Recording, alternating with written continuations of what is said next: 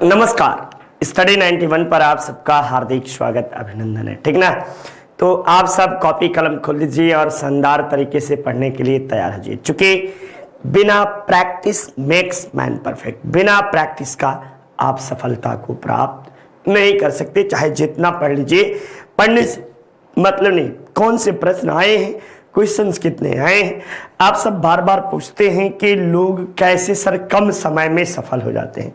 तो कम समय में सफल होने के पीछे कारण ये होता है कि वो प्रैक्टिस ज्यादा करते हैं। देखते हैं इतना महान बल्लेबाज आपको सचिन तेंदुलकर, विराट कोहली, MS धोनी, कोई भी रहता है, कितना प्रैक्टिस करता है। यदि प्रैक्टिस छूट जाए तो जीरो पे आउट। तो वही वनडे मैच, और आजकल तो 2020 का जमाना है। 2020 हम सबको भी आनी चाहिए। तो आइए 2020 हम सब प्रश्नों के साथ खेलते हैं, लेकिन एक टेस्ट का खिलाड़ी होना भी जरूरी है। और ये इसीलिए टेस्ट होता है। वनडे यदि टेस्ट खेलने आ गया तो वनडे का तो आप माहिर बन जाओगे। ये मेरी वादा है आपसे, और आपसे ये इसके लिए जो है वादा भी करते हैं और आपको उचित मशविरा भी देंगे कि आप किस तरह जल्दी से सफलता को प्राप्त कर लीजिए। चलिए बिना देरी किए हुए प्रश्नों के श्रृंखला को देखते हैं। और आपके सामने पहला ही प्रश्न शानदार तरीके से आपके सामने है, और इसमें पूछा है कि निम्नलिखित दिल्ली सुल्तानों में किसने सांकेतिक मुद्रा चलाया। सांकेतिक मुद्रा को चलाने वाला पहला शासक दिल्ली सल्तनत का कौन था। इल्तुतमिश था, अलाउद्दीन खिलजी था, या मोहम्मद बिन तुगलक था, या सिकंदर लोदी था। ये आप सबने सबको देखा। तो ये सांकेतिक मुद्रा को चलाने वाला मोहम्मद बिन तुगलक था। मोहम्मद बिन तुगलक ये आपको बड़ा ही फेमस नाम और दिल्ली सल्तनत का सबसे पढ़ा लिखा इंसान के रूप में भी जाना जाता है। लेकिन इसके साथ दुर्भाग्य ये रहा कि इसने जितनी योजनाओं को चलाया, सारी योजनाएं इसके द्वारा असफल रही। इसने अपने जीवन में 5 योजनाएं चलाई। चाहे वह आपको पहला इसका जो था, पहला इसका द्वाब में कर वृद्धि, दूसरा राजधानी परिवर्तन, तीसरा सांकेतिक मुद्रा का चलन, चौथा आपको कराचिल अभियान, पांचवा सिंध अभियान। तो ये इसके सारे अभियान और सारे चीजें असफल हो जाते हैं।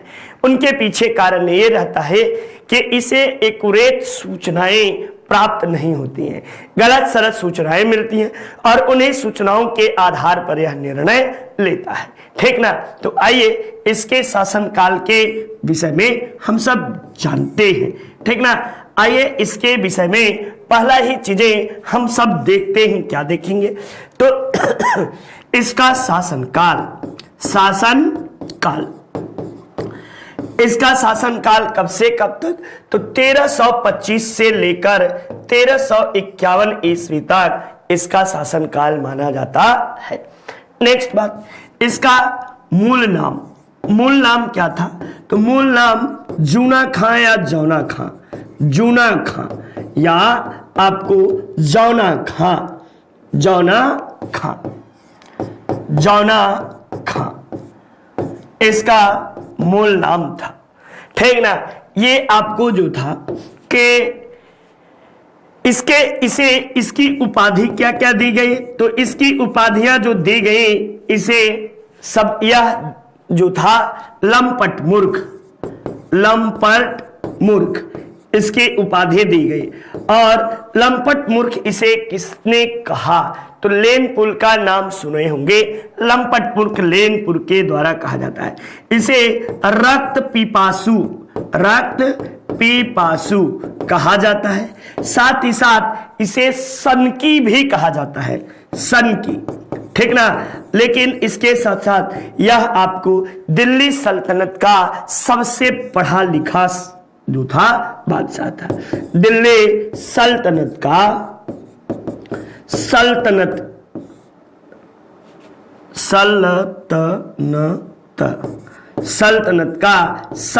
पढ़ा लिखा आपको सुल्तान। ये और क्या था, तो ये आपको इसके द्वारा इसके द्वारा 5 योजनाएं, कितने 5 योजनाएं चलाई गई, लेकिन एक भी योजना सफल चलाई गई, लेकिन एक भी योजना सफल नहीं रही, एक भी योजना सफल नहीं रही, नहीं रही।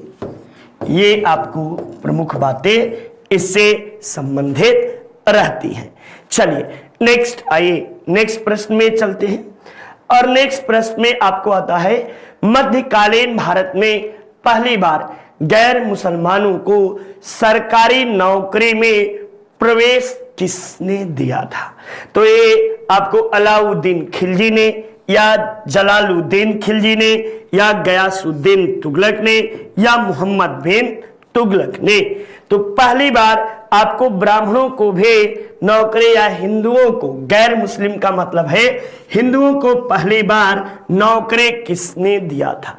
तो ये कोई और नहीं, ये आपको मोहम्मद बिन तुगलक ही था। कौन था? मोहम्मद बिन तुगलक ही था। जो इसके साथ और क्या कहानी थी? तो ये आपको हिंदू त्योहार, हिंदू त्योहार, होली,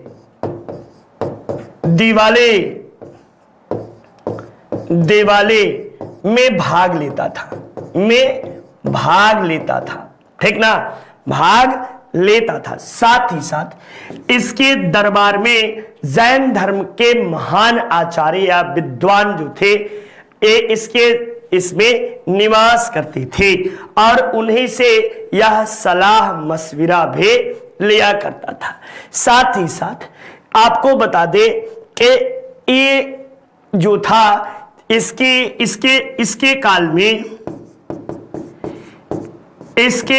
में दक्षिण भारत एवं उत्तर भारत में कई स्वतंत्र राज्य स्थापित हुए। एक बात और, नेक्स्ट इसमें ए जो था, यानी इसके समय में आप कह सकते हो कि इसने दीवाने को ही विभाग की स्थापना की थी। किसकी? दीवान ए को ही। इसे हम सब कृषि विभाग भी कहते हैं। किसमें? कृषि विभाग के स्थापना की थी, के स्थापना की। ये आपको इसके द्वारा की गई प्रमुख बातें थी। चलिए नेक्स्ट क्वेश्चन में आइए, अगले प्रश्न में हम सब चलते हैं। और आपको आया इब्न बतूता, ए आधा बन, इब्न बतूता प्रसिद्ध मुस्लिम अन्वेषक जो मोहम्मद बिन तुगलक के शासन काल में भारत आया, वह किस देश का निवासी था? तो यहाँ पे वह अफगानिस्तान का था, या मोरक्को का था, या आपको जो था इराक का था, या ईरान का था? कहां का था? तो वह आपको अफ्रीकी देश मोरक्को का यात्री था। अब यहां पर आप सबको इब्न बतूता के विषय में ढेर सारी बातें मिल जाएगी। ठीक, यह आपको अफ्रीका का निवासी था। अब यहां पे देखिए, भारत आया, भारत आया कब आया? तब ये आपको 1333 ईस्वी में यह भारत आया। इसकी पुस्तक को देख लो, पुस्तक तो रेहला, इसकी पुस्तक रेहला जो है ये है। अब पुस्तक में वर्णन किसका मिलता है? तो आपको इसमें एमबीटी कालीन सामाजिक, आर्थिक, धार्मिक,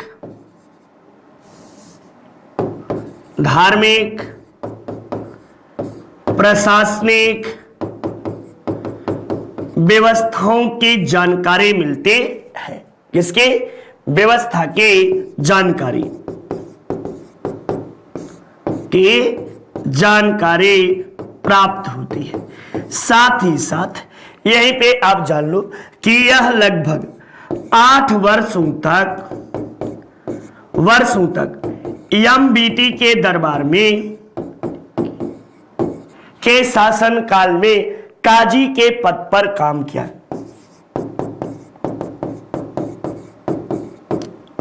में काजी के पद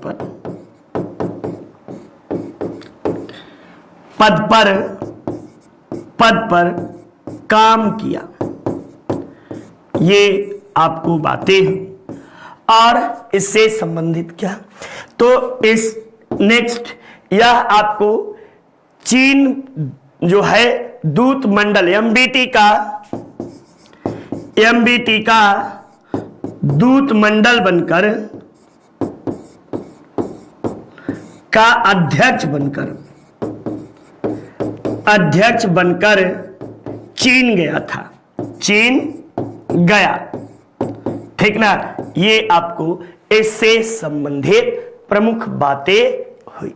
चलिए नेक्स्ट अगले प्रश्न की ओर चलते हैं और अगले प्रश्न में हम लोग देखते हैं, फिरोज शाह तुगलक के शासनकाल में निम्न में से कौन सा कर युद्ध के दौरान प्राप्त लूट के माल का 1/5 लिया जाता था? तो ये आपको खुम्स बोला जाता था। क्या बोलते थे? खुम्स। ये आपको खुम्स जो था लूट का माल हुआ करता था। यहीं पे हम लोग फिरोज शाह तुगलक के से संबंधित कुछ बातों को देख लेते हैं। तो फिरोज शाह तुगलक ने एफएसटी ने 24 प्रकार के कष्टकारी करों को कर को समाप्त करके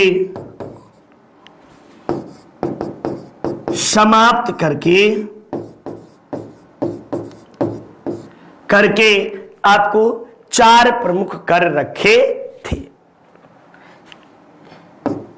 5 कर लो, 4 प्रमुख कर रखे और यही आपको चारों प्रमुख कर थे। कौन से? यही आपको थे।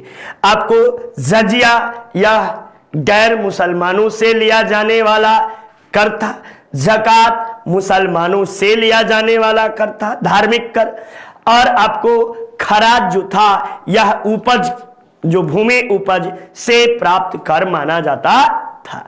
ये आपको कर लिया जाता है। साथ ही साथ इसके द्वारा एक कर और प्रारंभ किया गया था। इसके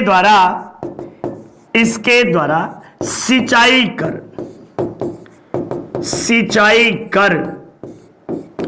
प्रारंभ किया गया। ये आपको प्रमुख बातें रही। चलिए नेक्स्ट आइए अगले प्रश्न की ओर चलते हैं। वह शासक कौन था जिसने निरीक्षक लिपिक को घूस देने के लिए एक सैनिक को सोने का सिक्का दिया था? वो कोई और नहीं बल्कि आपको नासरुद्दीन महमूद या फिरोज शाह तुगलक। ये प्रश्न आपको जो है कौन था? तो ये आपको जो था फिरोज शाह तुगलक था। ठीक ना, फिरोज शाह तुगलक ये आपको जो था। इसके विषय में आइए हम लोग थोड़ी बहुत बातें करते हैं। तो इसके समय में भ्रष्टाचार चरमो उत्कर्ष पर था।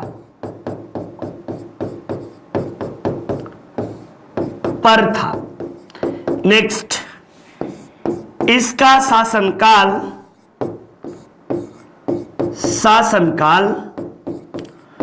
वजीरों का स्वर्णयुग कहा जाता है। वजीरों का स्वर्णयुग कहा जाता है। ठीक ना। नेक्स्ट, इसके समय में सर्वाधिक दास थे, सर्वाधिक दास कितने? तो 1,80,000 के लगभग दासों की संख्या थी। इसने सैनिकों के पद को वंशानुगत बना दिया। सैनिकों के पद को वंशानुगत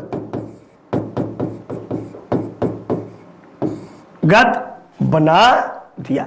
ये आपको, और ये सभी कारण जो थे ये कहीं न कहीं इसके लिए जिम्मेदार थे, घूस देने के लिए जिम्मेदार माने जाते हैं। नेक्स्ट अगले प्रश्न के ओर चलते हैं।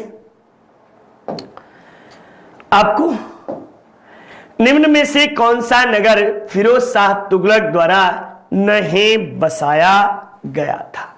अब यहां पे जौनपुर फिरोज शाह तुगलक के द्वारा ही बसाया गया था। आपको जो है कि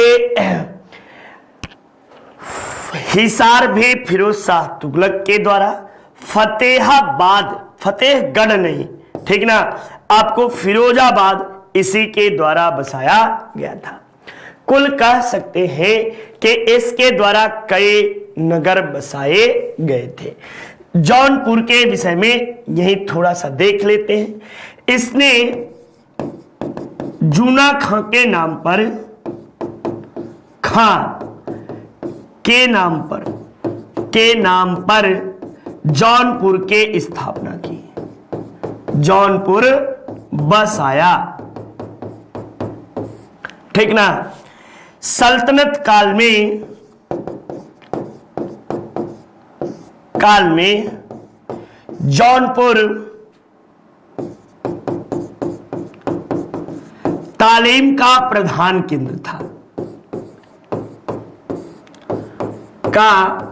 प्रधान केंद्र था, नेक्स्ट जौनपुर को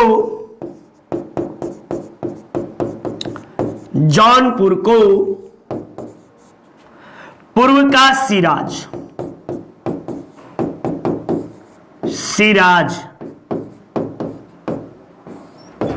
कहा जाता है। नेक्स्ट आपको अगला जो है, अब आपको जौनपुर का पहला राजवंश, जौनपुर का प्रथम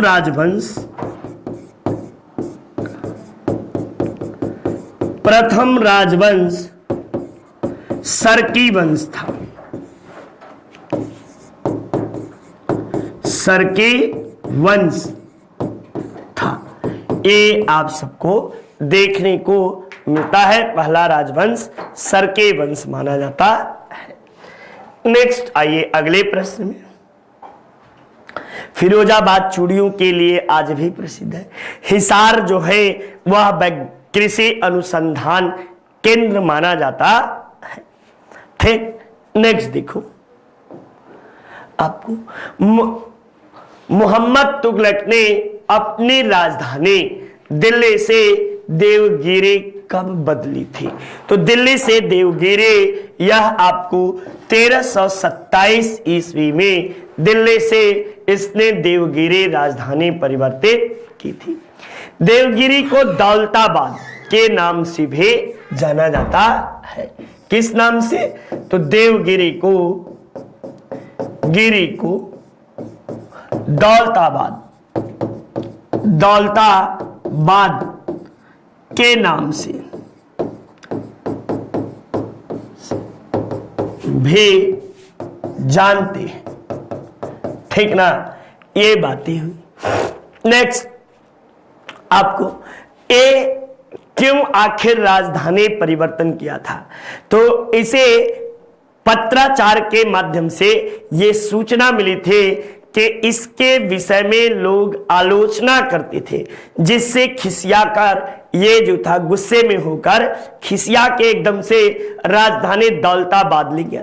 साथ ही साथ दौलताबाद से संपूर्ण भारत पर, क्योंकि दौलताबाद संपूर्ण भारत के बीचों बीच था, ऐसी स्थिति में इसे नियंत्रण स्थापित करने में काफी सहायता मिलती, इसलिए इसने दौलताबाद में आपको अपने राजधानी बनाना उचित समझा, दौलताबाद को स्थापित। नेक्स्ट अगले प्रश्न में आइए। सल्तनत काल में दीवाने कोही विभाग की स्थापना किसने की थी? तो दीवान ए कोही विभाग की स्थापना आपको जो था मोहम्मद बिन तुगलक के द्वारा किया गया था। ये आपको दोआब में कर वृद्धि इसकी एक असफल योजना थी। इसके बाद इसने दीवाने कोही विभाग के स्थापना की थी। अगर आप बात करेंगे तो आप आएंगे फिरोज शाह तुगलक के विषय में। तो फिरोज शाह तुगलक के द्वारा कई विभाग के स्थापना की जाती है, जैसे दीवान ए बंदगान, दीवान ए बंदगान विभाग के स्थापना की जाती है। इसके बाद दीवाने बंदगान, फिर इसके द्वारा आपको जो है दीवाने इस्तिहाद हाक विभाग यानी पत्राचार विभाग के स्थापना। फिर आपको इसके द्वारा दीवाने खैरात विभाग, और फिर आपको एक चलता फिरता अस्पताल जिसे दारुल सफा कहते हैं, दारुल सफा के स्थापना इसी के द्वारा की जाती है। तो इस तरह इसके द्वारा कई विभाग स्थापित करते हैं। नेक्स्ट, जौनपुर नगर की स्थापना किसने की थी? तो फिरोज शाह तुगलक ने जौनपुर नगर के स्थापना आपको जो है किसके नाम पर किया था?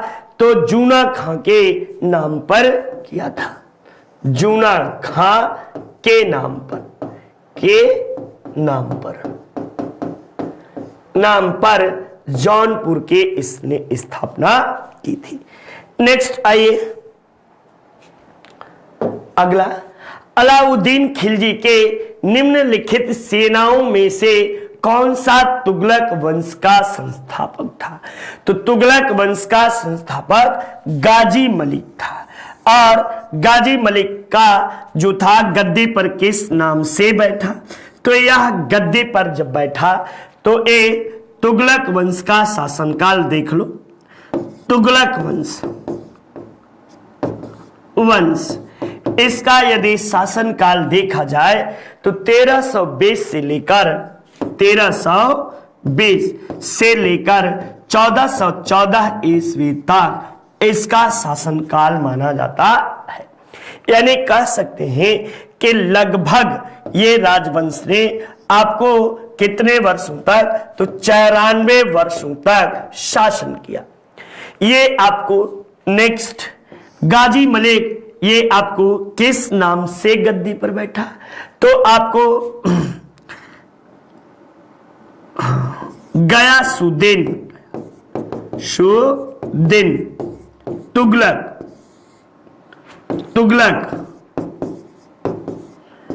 के नाम से गद्दी पर बैठा।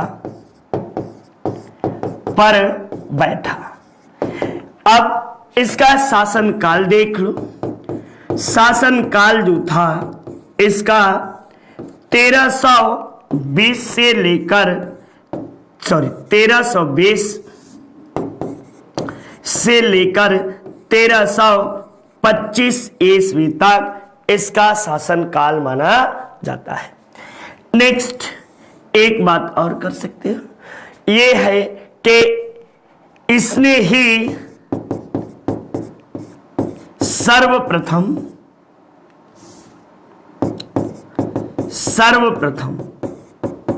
क्या किया?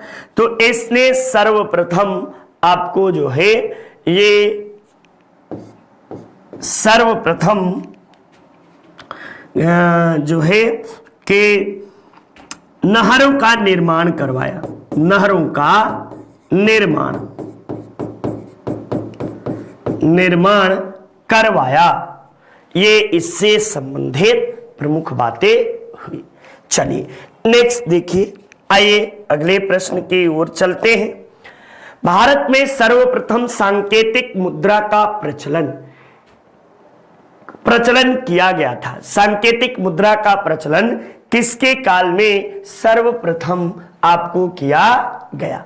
तो सांकेतिक मुद्रा का सर्वप्रथम प्रचलन जो है ये मोहम्मद बिन तुगलक के द्वारा किया गया था। ठीक, नेक्स्ट आइए अगले प्रश्न की ओर चलते हैं। होली त्योहार में और सार्वजनिक उत्सवों में भाग लेने वाला दिल्ली सल्तनत का प्रथम सुल्तान कौन था? तब भी आप जवाब देंगे मोहम्मद बिन तुगलक जो था दिल्ली सल्तनत का प्रथम सुल्तान था जिसने भाग लिया था। अब नेक्स्ट दूसरे में क्या देंगे? तो इब्राहिम लोदी, ये आपको दिल्ली सल्तनत का अंतिम शासक, दिल्ली सल्तनत का अंतिम शासक इसे माना जाता है। फिरोज शाह तुगलक या सिकंदर लोदी, तो सिकंदर लोदी में आप खासियत लिख सकते हो और इसने आगरा को बसाया, आगरा को 1504 में बसाया। ये बात हो गई। अब बचे फिरोज शाह तुगलक, तो दारुल सफा, मैं बार बार लिख रहा हूं, दारुल सफा कोष्टक में चलता फिरता अस्पताल की स्थापना की। ये आपको इससे संबंधित महत्वपूर्ण बातें हुई। नेक्स्ट, दिल्ली के किस मुस्लिम शासक के निधन पर एक इतिहासकार ने कहा प्रजा को उससे मुक्ति मिली और उसे प्रजा से मुक्ति मिली? ये सर्वप्रथम किसके विषय में कहा गया? तो ये आपको मोहम्मद बिन तुगलक के विषय में कहा गया। और मोहम्मद बिन तुगलक के विषय में किसने कहा था? तो आपको लेन पुल के द्वारा इस तरह की बातें कही गई। ठीक ना, कि प्रजा को उससे मुक्ति मिले और उसे प्रजा से मुक्ति मिले। ये बर्नी भी लिखता है, इतिहासकार बर्नी जो है ये भी इसके विषय में यह बात लिखता है। नेक्स्ट आइए अगले प्रश्न में। आपको निम्न में से किस सुल्तान ने बेरोजगारों को रोजगार दिलवाया था? तो बेरोजगारों को रोजगार दिलाने का काम आपको किसके द्वारा किया गया था? फिरोज शाह तुगलक के द्वारा, मोहम्मद बिन तुगलक के द्वारा, शेर शाह सूरी के द्वारा या अलाउद्दीन खिलजी के द्वारा? तो एक काम आपको जो है किसके द्वारा किया गया था? तो फिरोज शाह तुगलक के द्वारा आपको जो है बेरोजगारों को रोजगार दिलाने के लिए एक पेंशन विभाग खोला गया था।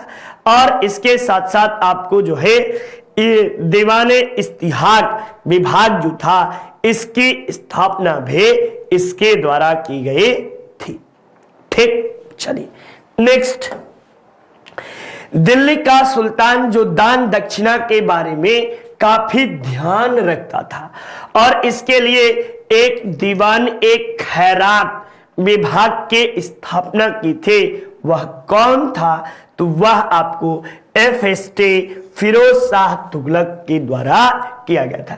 एक दीवान एक खैरात विभाग किस लिए था? तो आपको गरीब मुस्लिम कन्याओं के विवाह के लिए, मुस्लिम कन्याओं के विवाह के लिए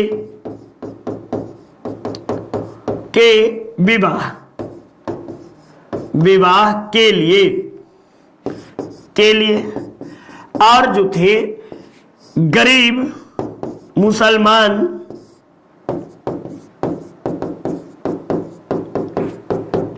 की मदद के लिए, ठीक ना, ये विभाग गरीब मुसलमानों के मदद के लिए स्थापित किया गया था। निम्न में से किस सुल्तान के दरबार में सबसे अधिक गुलाम रहा करते थे? तो आपको मैंने बताया कि फिरोज शाह तुगलक के शासनकाल में सबसे अधिक गुलाम रहा करते थे। इसने आपको इसके समय में गुलामों की संख्या, गुलाम की संख्या कितने थे? गुलाम या दास की संख्या आपको जो थे 1,80,000 इसके समय में गुलामों की संख्या मानी जाती है। नेक्स्ट आपको अगला महत्वपूर्ण बात क्या था? तो अगला महत्वपूर्ण जो है आपको जो है इसने इनकी देखरेख के लिए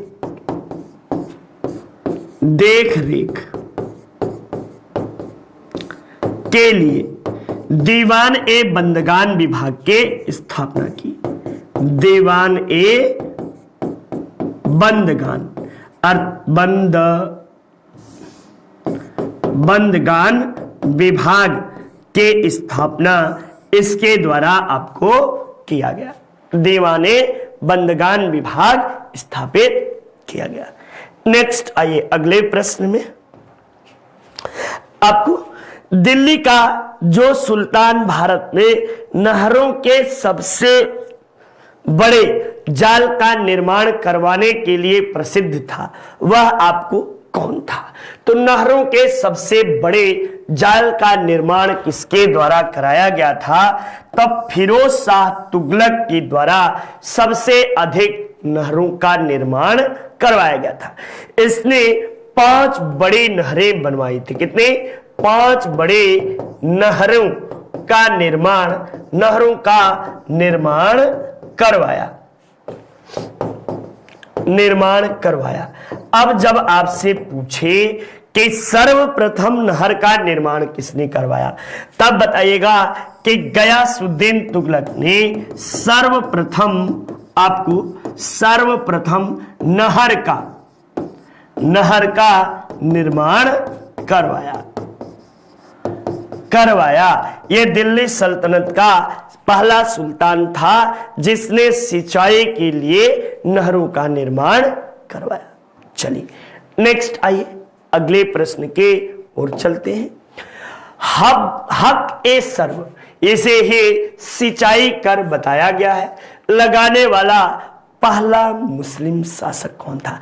तो जो सबसे ज्यादा बनाएगा नहर, जो सबसे ज्यादा सुविधा देगा, वही कर भी लगाएगा।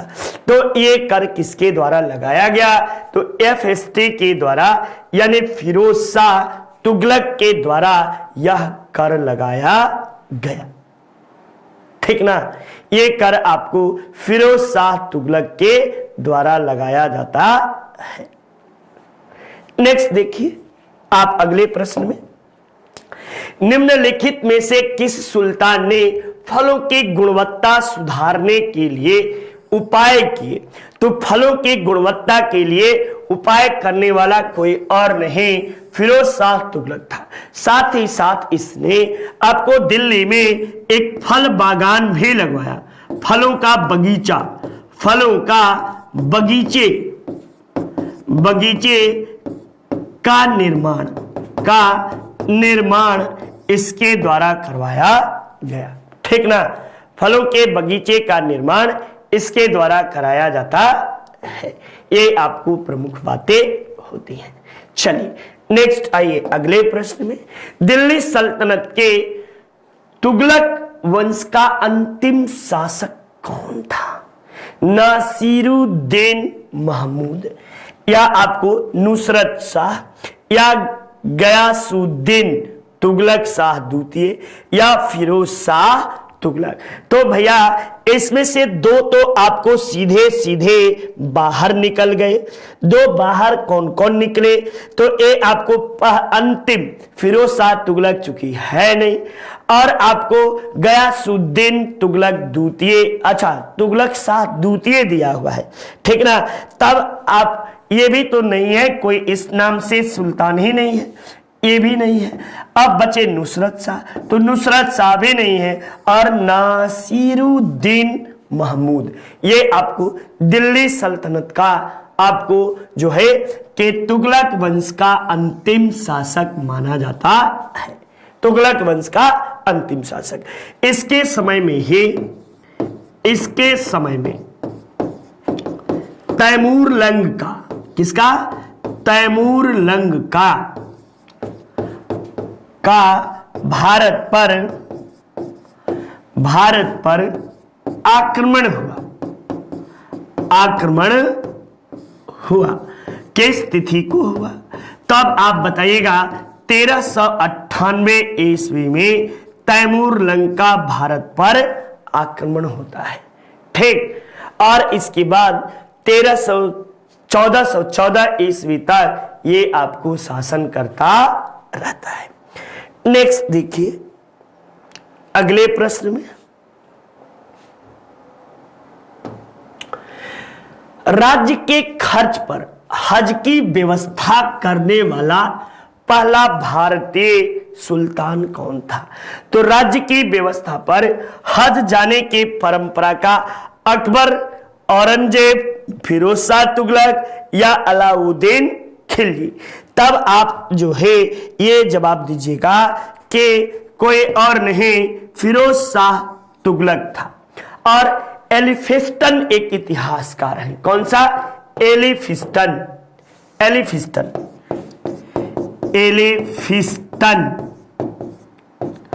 एलिफिस्टन जो है ये क्या कहते हैं कि धर्मांधता के मामले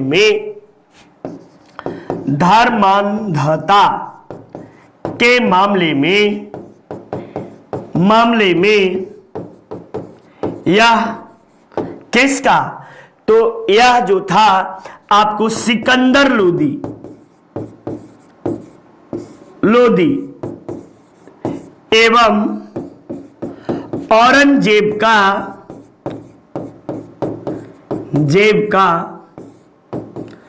पूर्वगामी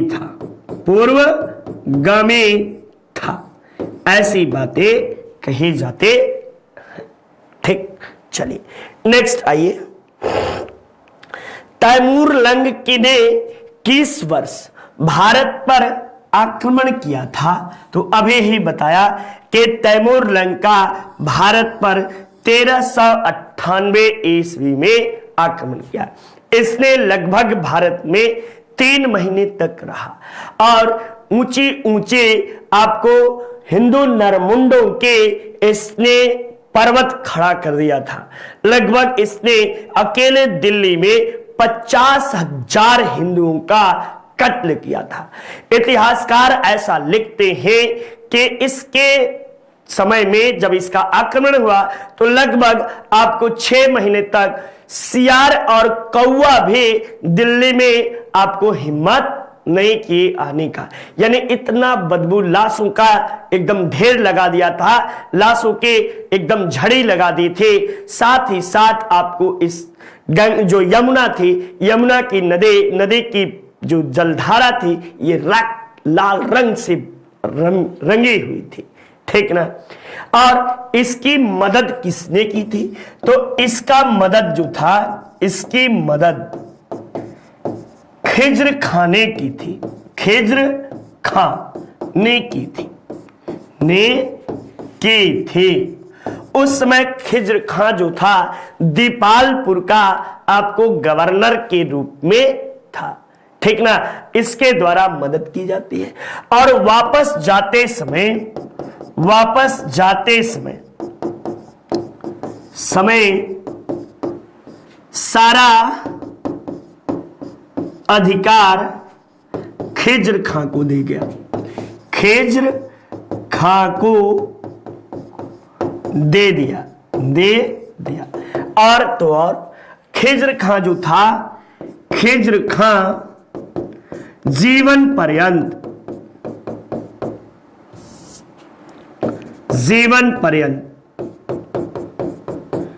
सुल्तान की उपाधि धारण नहीं की, सुल्तान की उपाधि धारण नहीं की। ठीक ना, ये बातें हुई।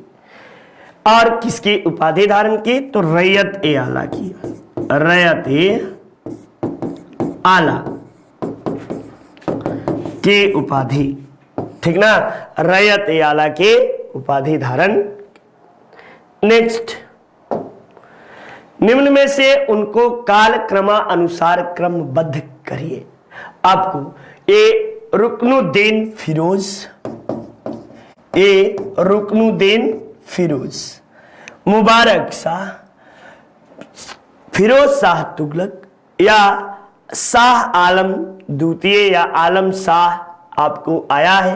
ये आपको केस राजवंश के ये हैं, तो आप सबको यहां पर बता दिया जाए तो देखिए, तो सबके कालक्रमानुसार जो है ये कौन सा सही होगा। तो भैया सबसे पहले तो रुकनुद्दीन फिरोज को रख लेते हैं।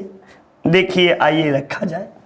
फिर आपको जो है मुबारक खां खिलजी, ये मुबारक खां खिलजी है। रुकनुद्दीन फिरोज ये आपको गुलाम वंश से है, गुलाम वंश। ये आपको खिलजी वंश, ये आपको सॉरी, ये जो है तुगलक वंश आपको, और ये सैयद वंश। तो आपको आलम शाह जो है सैयद वंश। तो अब पकड़ा जाएगा। देखते हैं अब जो है पहले, दूसरे, तीसरे और चौथे, ये आपको 1 2 3 4 ये अलग अलग राजवंशों से हैं। शासनकाल आप देख लीजिएगा, याद कर लीजिएगा। ठीक ना, किस वंश के सुल्तानों ने सबसे अधिक समय तक आपको देश में शासन किया? तब यहीं पर आप जो है दास वंश या गुलाम वंश बोलते हैं, या गुलाम वंश। ठीक ना, हम सारा यहीं पे आपको एक डायग्राम में बना देते हैं। ठीक, यही दूसरा जो है या जो भी कर लीजिए, स्टार दे लीजिए, जो भी चिन्ह कर लीजिए। यहां पर शयद वंश कर दीजिए, शयद वंश, या दास वंश के जगह में गुलाम वंश या दास वंश, वही बात बोलते हैं। अब सबका आइए देने कर लिया जाए कि कब से कब तक किसका शासन काल रहता है।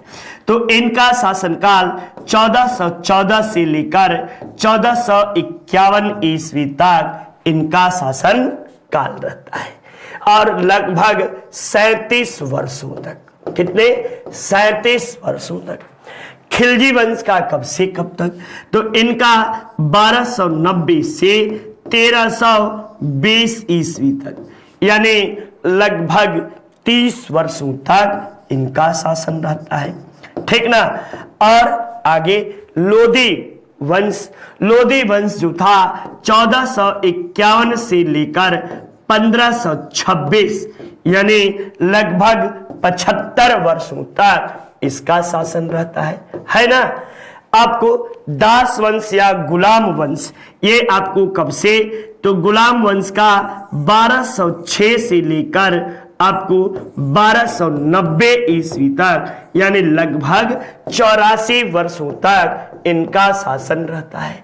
और तुगलक वंश का देखोगे तो इनका शासनकाल आपको 1320 से लेकर 1414 ईस्वी तक, यानी लगभग ये आपको कितना?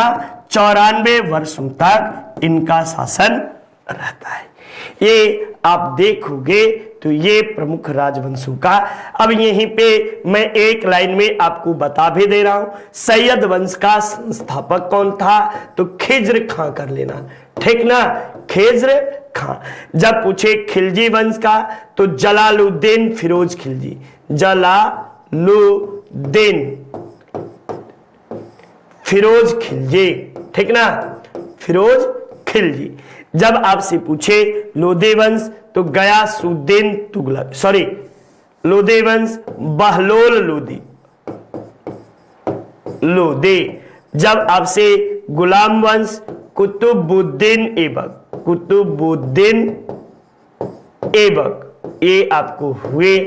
और जब आपसे पूछे कि तुगलक वंश तब आप जवाब दीजिएगा गयासुद्दीन तुगलक।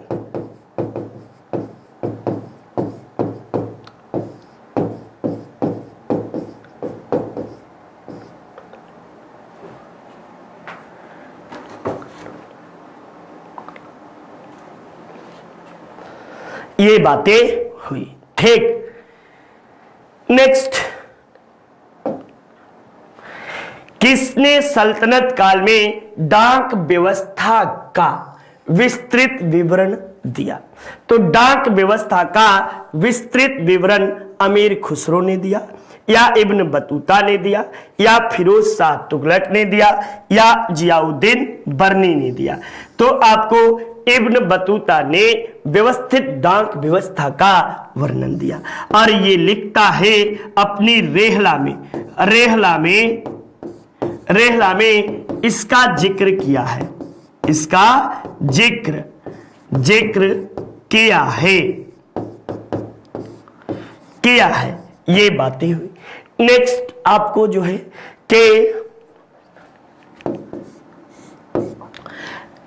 आपको अगली बात क्या हुई, तो अगली बात आपको जो है ये महत्वपूर्ण बातें हुई कि हाँ एमबीटी के द्वारा, आपको एमबीटी के द्वारा इसके स्थापना की गई, डाक विभाग के स्थापना की गई। ये प्रमुख बातें रही, ठीक, ये महत्वपूर्ण बातें हुई। दिल्ली का कौन सा सुल्तान अशोक स्तंभ को दिल्ली लाया था, तो ये कोई और नहीं फिरोज शाह तुगलक। फिरोज शाह तुगलक ने आपको जो है जो अशोक का स्तंभ है मेरठ से और आपको जो है कि उत्तराखंड से ले आता है और दिल्ली में लगवाता है, स्थापित कराता है। नेक्स्ट, सर्वप्रथम लोक निर्माण विभाग के स्थापना किसने की, तो सर्वप्रथम लोक निर्माण विभाग के स्थापना भी फिरोज शाह तुगलक के द्वारा ही किया जाता है। नेक्स्ट, मोहम्मद बिन तुगलक के निम्न योजनाओं को उनके कालक्रम अनुसार आपको जो है व्यवस्थित कीजिए। मोहम्मद बिन तुगलक के योजनाओं को क्रम के अनुसार व्यवस्थित करने को बताया गया है कि इसको क्रम के अनुसार व्यवस्थित कीजिए। तो पहला आपको जो है ये कौन सा था, तो पहला ये द्वाब में कर वृद्धि, द्वाब में कर वृद्धि, ये आपको कब किए थे, तो 1325-26 ईस्वी में द्वाब में कर वृद्धि। दूसरा इनका जो था वह 1326-27 में राजधानी परिवर्तन, और इनके द्वारा सांकेतिक मुद्रा जो है 1339 ईस्वी में सांकेतिक मुद्रा का चलन किया गया। 1329 ईस्वी में सांकेतिक मुद्रा, और आपको 1330 ईस्वी में आपको जो है खुरासान अभियान, और पांचवा कर लेना कराचिल अभियान। कौन सा, कराचिल अभियान, ठीक ना, अभियान। ये आपको ये कब, तो 1332 32-33 में ये कराचिल अभियान हुआ था। अब आप क्रम से लगा लो और देख लो।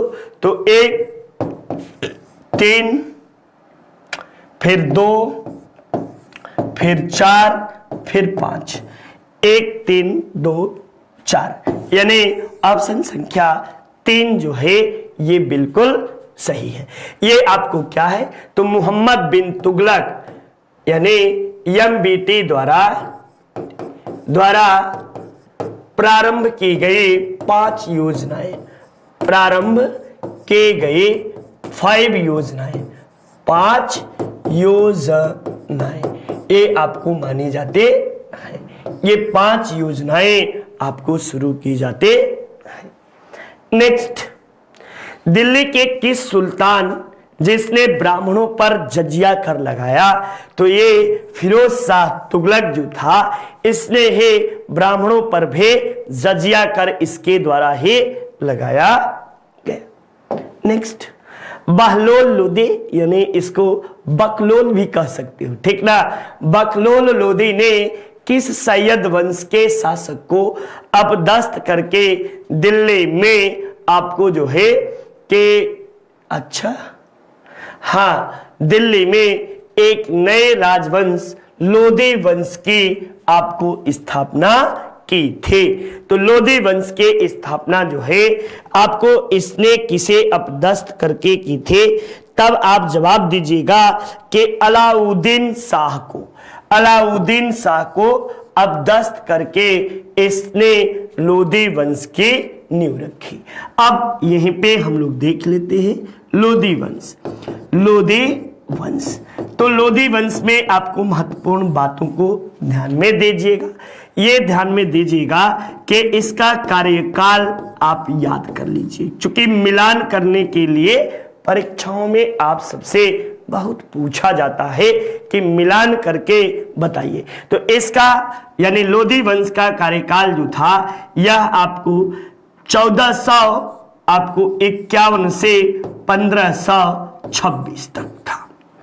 इसकी स्थापना किसने की थी, तो बहलोल लोदी ने।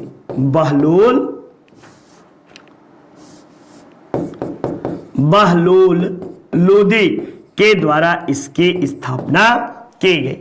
और क्या हुआ, तो आपको जो है यह प्रथम अफगान वंश है। अफगान वंश माना जाता है, ठीक ना। ये बात हुई। और बहलोल लोदी ने बहलोली सिक्के चलाए।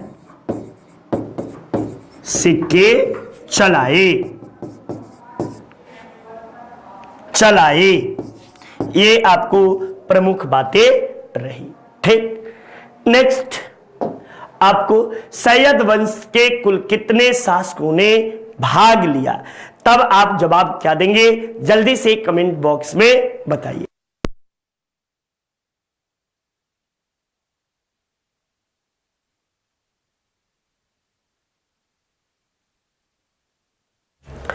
आपको सैयद वंश के कुल कितने शासकों ने शासन किया, तो सैयद वंश के कुल 4 शासकों के द्वारा शासन किया जाता है। कितने?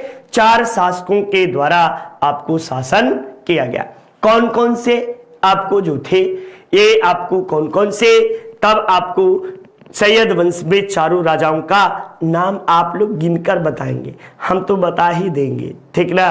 पहला और अंतिम ये तो सभी को पता है, चूंकि अभी पीछे ही कि अलाउद्दीन को जो है, अलाउद्दीन मसूद शाह को अपदस्थ करके जो है बहलोल लोदी बताया। और सैयद वंश की स्थापना किसने की थी, तो खिज्र खां के द्वारा किया गया था। बीच में एक इब्राहिम शाह भी है।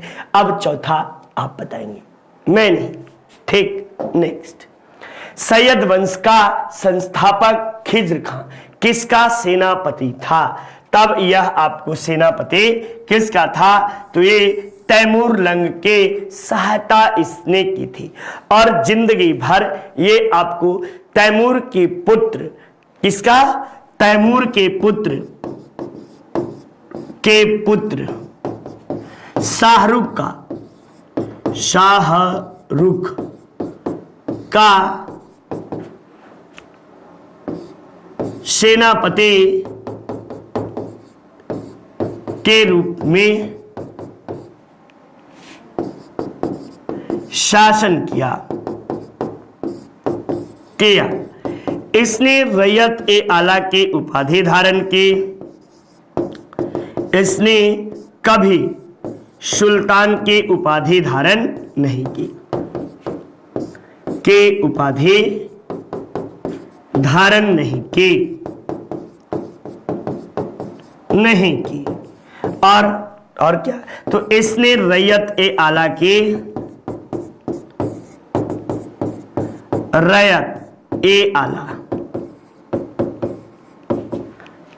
उपाधि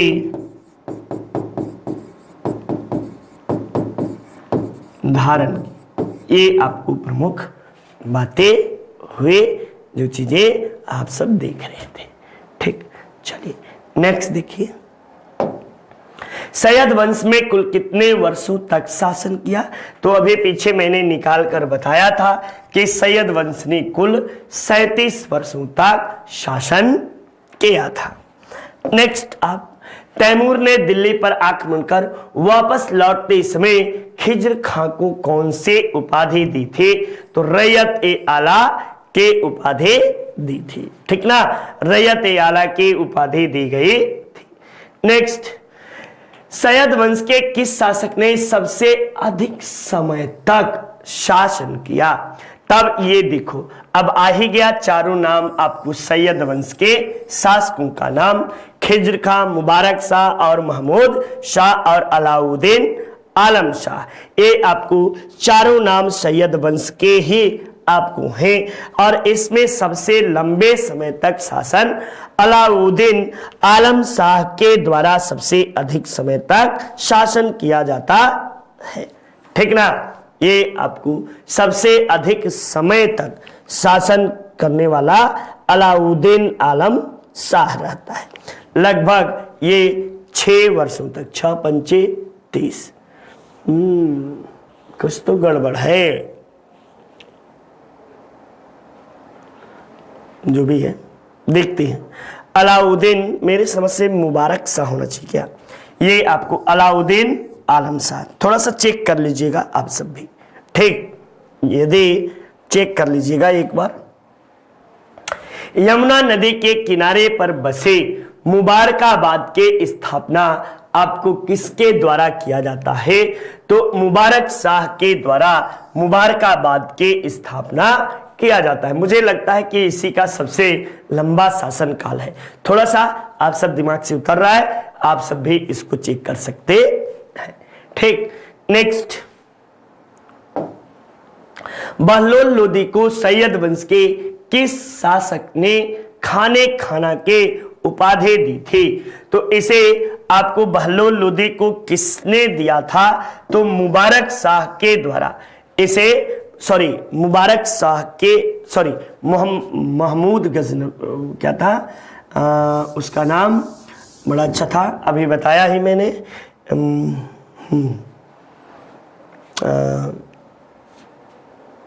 मोहम्मद बिन तुगलक।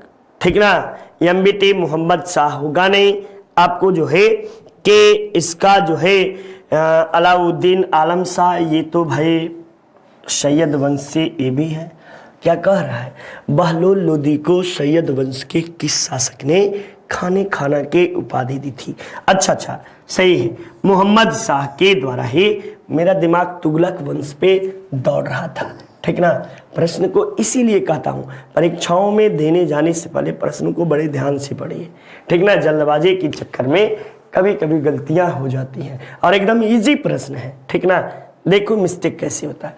बहलोल लोदी को, अब लोदी वंश और हम तुगलक वंश का दिमाग महमूद नासिरुद्दीन महमूद को दिमाग में दौड़ा रहे थे कि यही होगा। ठीक ना, बहलोल लोदी को सैयद वंश का किस शासक ने खाने खाना? तब आपको मोहम्मद शाह के द्वारा खान ए खाना के उपाधि दी गई। सैयद वंश का अंत वर्ष कौन सा था? तो आपको 1451 ईस्वी में बहलोल लोदी ने अंतिम जो है सैयद वंशीय शासक अलाउद्दीन आलम शाह को अपदस्थ करके आपको गद्दी पर बैठता है और एक नए राजवंश जो है किसकी? लोदी वंश की नींव रखता है। नेक्स्ट, सैयद वंश के बारे में जानकारी के अहम ऐतिहासिक पुस्तक तारीख ए मुबारक शाही को लिखने का कार्य याहिया बिन अहमद ने किसके शासनकाल में किया? तो मुबारक शाह के शासनकाल में। और इसी की बढ़ा चढ़ाकर मुबारक शाह के विषय में ही आपको जो है याहिया बिन अहमद सरहिंदी के द्वारा यह लिखा गया। किस सैयद वंशीय शासन काल में भटिंडा तथा दोआब में विद्रोह आपको हुआ था? तो ये आपको किसके शासन काल में भटिंडा और दोआब में विद्रोह हुआ था? तो मुबारक शाह खिलजी के समय में ही भटिंडा और दोआब में जो है विद्रोह हुआ था। ये आपको व्यवस्थित क्रम में लगाना है। तो आपको इलबारी तुर्क यानी गुलाम वंश आपको चौथा, पहला आप, इसके बाद आपको पांचवा, इसके बाद आपको तुगलक वंश यानी पहला, फिर आपको जो है तीसरा और फिर दूसरा, यानी आपको जो है इस तरह से 4, 5, 1, 3, 2, यानी ये आपको सभी, इसको गुलाम वंश भी कर सकते हो, गुलाम वंश, ठीक ना। ये आपको इलबारी तुर्क या गुलाम वंश भी कहते हैं। कहीं कहीं आपको इसे अफगान वंश भी लिख सकता है, ठीक ना, अफगान वंश भी लिख सकता है, ठीक। तो इस तरह से आपको जो है, और सैयद वंश जो है प्रथम सैयद थे। नेक्स्ट देखो, निम्न में से गुरु गुलरुखी के उपनाम से कविताएं कौन लिखता था? तो सिकंदर लोदी जो था यह गुलरुखी के उपनाम से कविताएं रचा करता था। नेक्स्ट आइए आप, महाराणा प्रताप यानी महाराणा राणा सांगा के इब्राहिम लोदी को किस युद्ध में पराजित किया था? तो खतौली या इसे ही घटौली का युद्ध भी बोलते हैं, घटौली का युद्ध। और कब हुआ था? तो यह आपको 1517 और 18 दोनों वर्ष में हुआ था। और दोनों बार आपको राणा सांगा जो थे यह आपको विजयी हुए थे। किस बात को लेकर युद्ध हुआ था? तो मालवा पर अधिकार को लेकर, मालवा पर अधिकार को लेकर यह युद्ध आपको हुआ था, ठीक। नेक्स्ट, निम्नलिखित सुल्तानों में से कौन अन्न के ऊपर उपज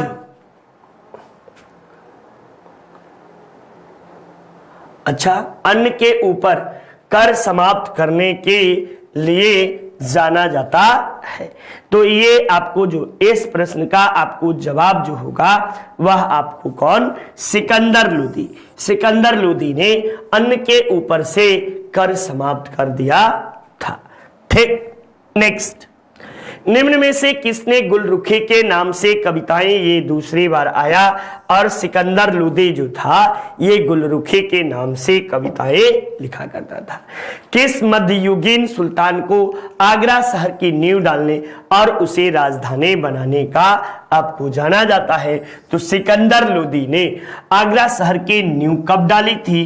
तब आप जवाब दीजिएगा कि 1504 ईस्वी में। और कब राजधानी बनाई थे? तो राजधानी बनाई कब? तब 1506 ईस्वी में राजधानी बनाई। 1504 में आपको जो है कि ये नींव डाला और 1506 में राजधानी। किस युद्ध में? तो अभी ही बताया, खतौली या घटौली के युद्ध में आपको हुआ था। नेक्स्ट, निम्नलिखित सल्तनत शासकों में से कौन अफगान मूलक जाना जाता है? तो लोदी वंश जो था ये प्रथम अफगान वंश था, प्रथम अफगान वंश। माना जाता है। और इस वंश की स्थापना किसने की थे? तो बहलोल लोदी ने। बहलोल लोदी के द्वारा इस वंश की स्थापना की गई। तो इस तरह प्रश्नों की श्रृंखला समाप्त हुई। नमस्कार, आपका दिन मंगलमय हो। आप जो है खूब तरक्की करें, यही आप सबसे आशा और उम्मीद भी है।